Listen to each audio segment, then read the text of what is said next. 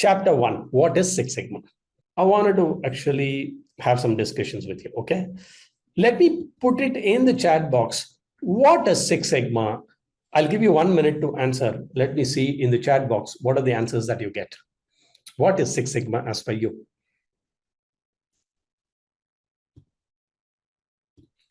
Quality, reduce variations, process improvement, says Benedict Prabhu. Not seeing unit 1 on my screen. You won't see because I've stopped it, okay? I've stopped the presentation, okay? I'm coming, my view will be visible to you. Okay, process improvement, methodology for solving problems, reducing defects, continuous improvement.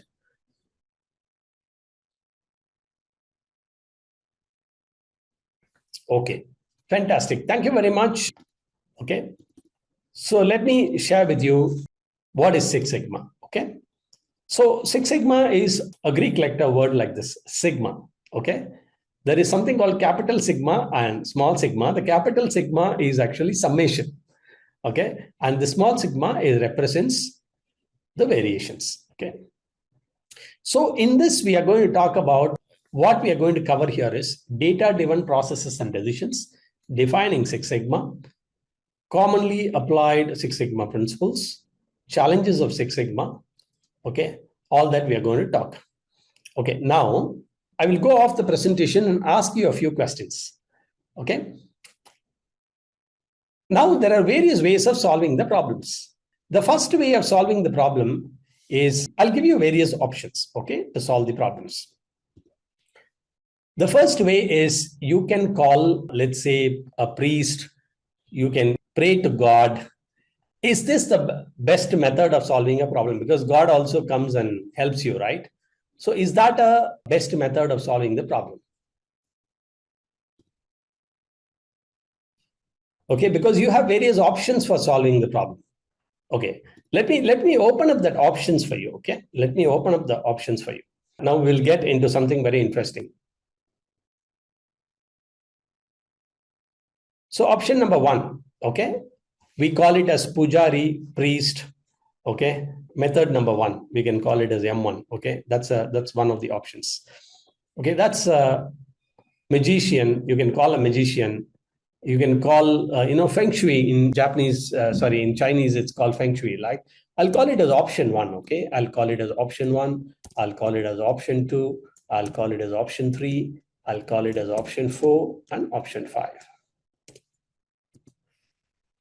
Okay, the second option I'm going to expose to you is you can go by your gut feeling, sixth sense, clairvoyance. So my question to you is, on a scale of 1 to 10, how much will you give for option 1 as a problem solving methodology? On a scale of 1 to 10, please share how much number would you give?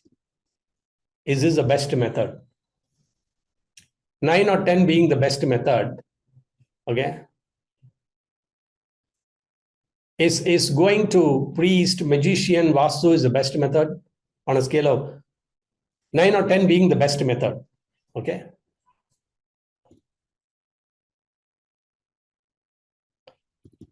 Okay, sorry. Okay, can you see my screen here? Option 1, can you see? Type yes in the chat box. Okay, fine. So all of you, most of you give 1 or 2 for this method, right?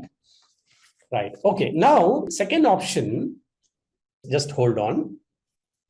Let me pause the chat for some time. I'm going to go slowly and steadily today. Okay, I'm going to go slowly and steadily today.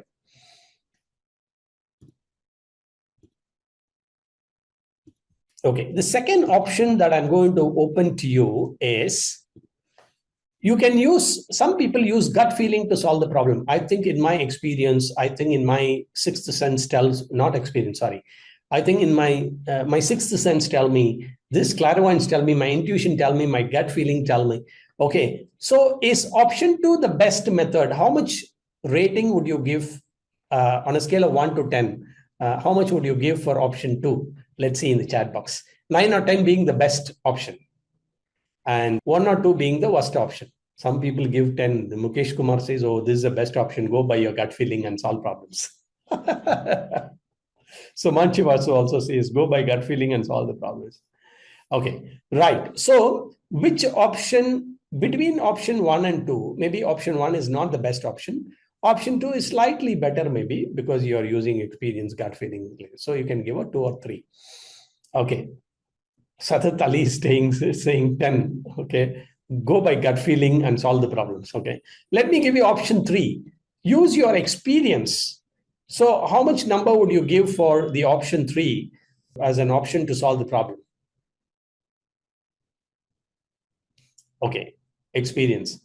Your experience plus team experience. On a scale of 1 to 10, how much number would you give for this?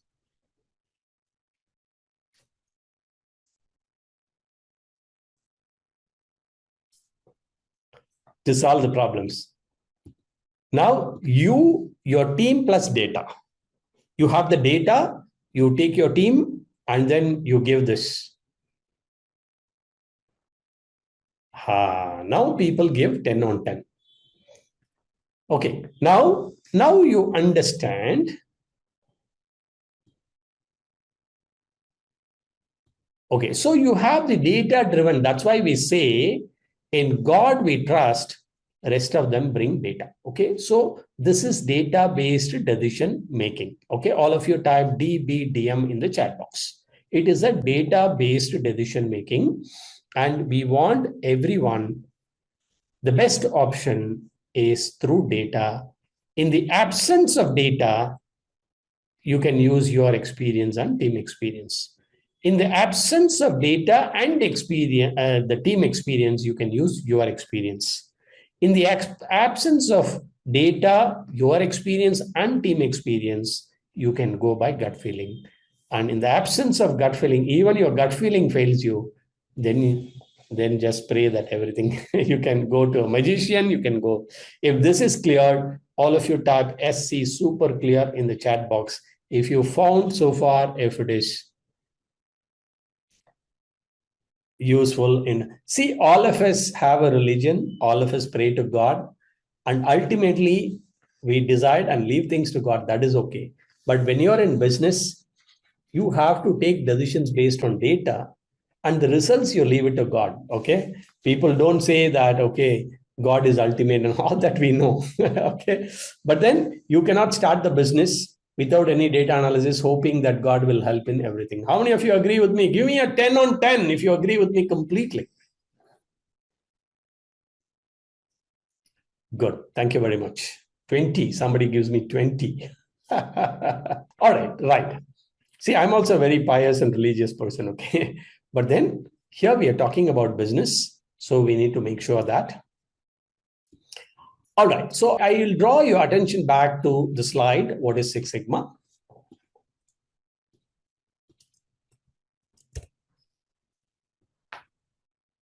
So Six Sigma is both a methodology for process improvement, and it is a statistical concept that seeks to define variation inherent in process. Okay, I always say this: whether you bake bread in the kitchen or make machines in the shop floor, process is a process everywhere. How many of you agree with me? Process is a process everywhere. How many of you agree with me? Whether you bake bread in the kitchen or make machines in the shop floor, process is a process everywhere. Excellence is all about identifying activities in the process. And if you classify that into value adding and non-value adding and eliminate the non-value adding activity, that is the lean approach. But even in the value adding approach, there will be variations. There will be variations. If you make a cup of coffee, if you take 5 minutes to make a coffee, you cannot make in the same time. Even your sugar level, your blood pressure level, everything keeps varying. How many of you agree with me? Now, variation is there in everywhere, in every moment. The only thing is the more you can reduce variations, that is called a stable process. All of you type SP in the chat box. Stability, stable process. First, you reduce variations. The whole concept of variation reduction, reduce variations, then enhance capability. So I've already discussed in my earlier sessions that stability does not mean capability. Okay, your blood pressure might be varying between 200 to 300, and maybe doctor will give you some treatment and make it stable between, let's say, 180 to 200. But that stability does not mean capability. You need to change it to somewhere around 100 so that your blood pressure is stable. So stability does not mean capability. So the whole process is to reduce the variation, bring in stability, and then make it capable. If this is clear on a scale of 1 to 10, please give me 9 or 10. If it is super, super clear, with this background, with this introduction, let me proceed further. The overarching premise of Six Sigma is that variation in process leads to opportunities for error. If there are more variations, then the opportunity for error increases. The more is an opportunity for error. Okay. Opportunity for error means it leads to a risk of defects. If you make error, you'll have defects. And if you have defects, okay, whether it is tangible process or a service, it will lead to poor customer satisfaction. And by working to reduce variations and opportunities for error, the Six Sigma method ultimately reduces process costs and increases customer satisfaction. If this is clear, type SC, super clear, in the chat box. This is what I wanted to give you as a strong foundation today. Let us enjoy this experience with a question. How many of you are ready for Q&A? Type ready in the chat box. Come on, let's test our knowledge. I have actually impregnated, sandwiched with a lot of questions, okay? Super. Thank you very much. Okay, let me ask this question. Which of the following best describes the objective of Six Sigma methodology? To maximize process variation, to increase product defects, to reduce process cost and increase customer satisfaction, and to ignore errors and variations. Simple answer, right? C is right answer, to reduce process cost and increase customer. So all of you give chocolates, pizzas, burgers for the right answer that you have given. Send in a lot of chocolates. Let's enjoy. Send a lot of complimentary chocolates. Okay, e-chocolates. Send in a lot of e-chocolates, okay? Okay. Data-driven processes and decisions. Good to see a lot of chocolates around. Okay. In applying Six Sigma, organizations, teams, and project managers seek to implement strategies that are based on measurements and metrics. Okay. So data-based, this is what I mean by data-based decision making. Now, data-driven processes and decisions. Historically, many business leaders made decisions based on intuition or experience. That's what I showed you before, right? Making decisions based on intuitions or experience. That's what they have been doing historically. But then, despite some common beliefs in various industries, Six Sigma does not remove the need for experienced leadership. So please write it on rock. Just because you have Six Sigma, it doesn't mean that your experience is invalid, okay? It doesn't mean that you don't need intuition, okay? So it doesn't remove the need for experienced leadership, and it doesn't negate the importance of intuition in any process. Instead, Six Sigma works alongside with other skills such as experience, knowledge, to provide a mathematical and statistical foundation for decision making. Because you validate your experience through data, you validate your intuition through data, okay? And that gives you the direction of problem solving. That is called hypothesis. You learn about that later. You need intuition, you need experience that helps it to establish that hypothesis. The direction of problem solving, Six Sigma helps. If this is clear, type CC, crystal clear, in the chat box. Right?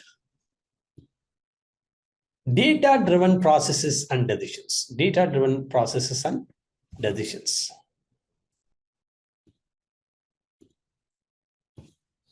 Awesome, awesome. Now, you see experience and intuition. Okay, experience and intuition. Now you can see that experience might say the process isn't working. Okay, the experience might say that the process isn't working. Statistics prove that to be true. Intuition might guide a project manager to believe a certain change could improve the output. Intuition might guide a project manager to believe that certain change could, because he has an intuition. Okay, let's change this. Six Sigma tools help organization validate those assumptions. Okay, if this is clear on a scale of 1 to 10, please give me a 9 or 10 if it is super clear. Very, very important. Okay, so your experience matters, your intuition matters. Awesome, awesome, awesome. Let's proceed further with one question. Okay, the question that I have here is for you is, how does Six Sigma relate to the role of experience and intuition in decision making within organizations? Six Sigma completely replaces the need for experienced leadership and intuition. Six Sigma is irrelevant to make decision making in organizations. Six Sigma complements experienced leadership and intuition by providing mathematical and statistical foundation, and Six Sigma discourages organizations from using experience, leaders, or intuition.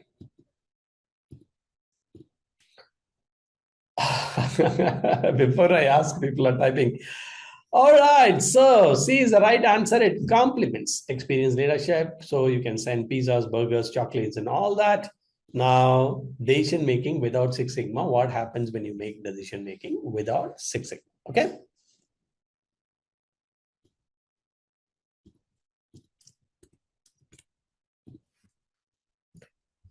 All right. Now, without proper measurements and analysis, decision making process in an organization might proceed as what? Let's see. Without proper measurement analysis, how does decision making process in an organization proceed? See, there might be somebody in your organization who's got a clout, okay? A person who is an influential person, has a good idea or takes interest in somebody's idea, okay? So he has got an authority, okay? So based on the past experience and knowledge, decision making within an organization believe the idea will be successful, okay? The idea is implemented, and sometimes it is implemented in beta mode so that expenses and risks are minimized. The success of the idea is weighed after implementation. Problems are addressed after they impact product or processes in some way, present or future. Because somebody with a cloud might influence in making decisions, okay, because they have the authority.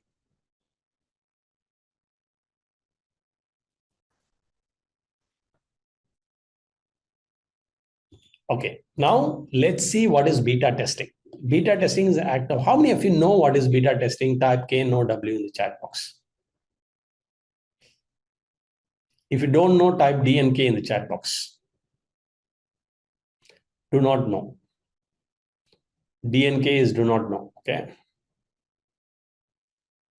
Okay, right. Let me quickly explain to you what is beta testing. It's an act of implementing an idea or system with select group of peoples or processes in a controlled environment.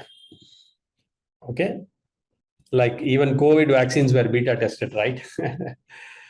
After the beta tested, identify the potential problems. These problems are corrected.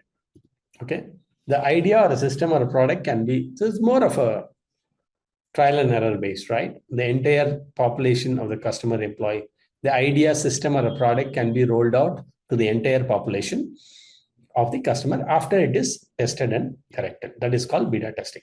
So beta testing, the purpose of beta testing is to reduce the risk and cost inherent in launching an unproven product or system to a widespread audience. Okay, now The beta testing is sometimes used in Six Sigma approach. Okay, no, not many people actually share this. Okay, but the idea or change in the question goes through rigorous analysis and data testing first. Okay, the disadvantage of launching ideas into beta or to an entire population without going through Six Sigma methodology is that the organization can experience unintended consequences from the changes. Okay, some monies on the ideas don't end up working as planned and impact customer perceptions through trial and error. So it's more become like a trial and error.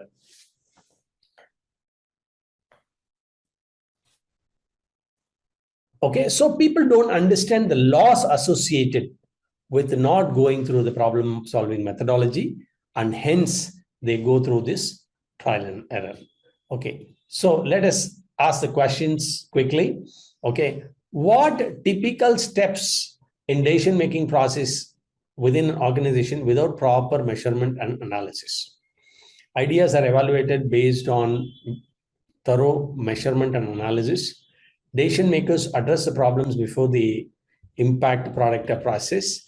Decision makers rely on experience and belief in an idea success before implementation. Implementation always occurs without any beta testing.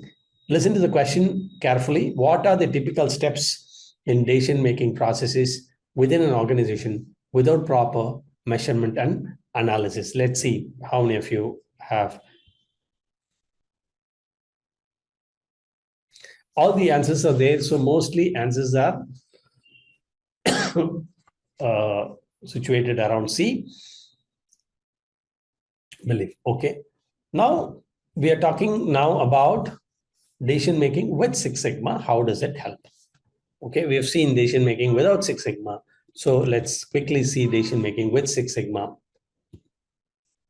By applying tools such as statistical analysis and process mapping, team can visualize and predict outcomes with high level of accuracy. This is the key things. They can visualize and predict outcomes. You have to predict some outcomes, right? That's more important. So Six Sigma methods don't offer crystal ball for organization. It's not like a magic, okay, or some forecasting and some foreseeing, okay. So you use some tools. I'm going to share with you all the tools in every week, okay. So please don't miss any single week. You will lose some valuable content, okay. So even with expert use of tools, problems can arise for teams as they implement and maintain solutions. That's why Six Sigma also provides for control methods. Okay, it's not only gives the tools for improvement, but it also gives the improvement to sustain the gains what we had. Once a team implement changes, they can control the process at the fraction of a cost. Okay, this is called control methods. Okay, so question: what is one of the primary benefits of applying Six Sigma method to decision making within organizations as described in the passage what we've seen? It offers a crystal ball for predicting potential outcomes. It completely eliminates problem during implementation of solutions. It allows organizations to visualize and predict outcomes with a high level of accuracy. And it replaces control methods with traditional quality methods. Since I've already shared the previous slide, you will be able to answer this question. But then that is why you have to attend these sessions to be able to answer it well, right? Yeah, it allows the organizations to visualize and predict the outcomes.